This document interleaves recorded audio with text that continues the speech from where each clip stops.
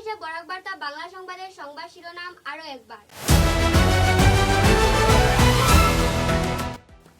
জীবিকার কাজে বের হওয়ার পর ট্রেনের চাকায় কাটা পড়ে মৃত্যু হলো এক যুবকের। যুবকের নাম প্রীতম নাথ।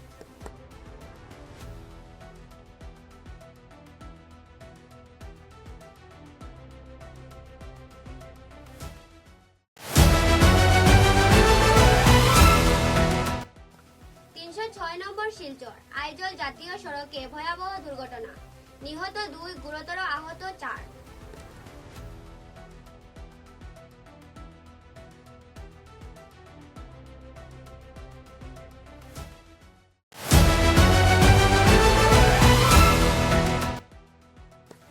উদারবন্দী বিধায়ক জনসভা কেন্দ্রের করা হলো শুভ উদ্বোধন।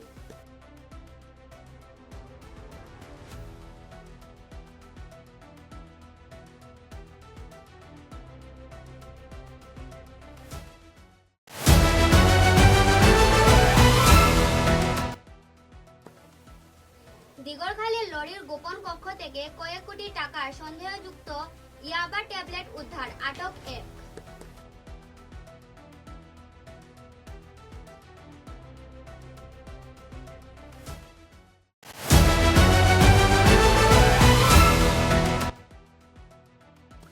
বরখলাকে সমজেলা ঘোষণা মুখ্যমন্ত্রী, বাজি পটকা পুড়িয়ে ব্যাপক আনন্দ উল্লাস বরখলায়।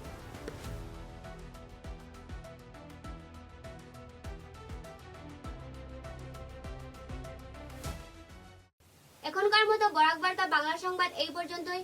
নমস্কার।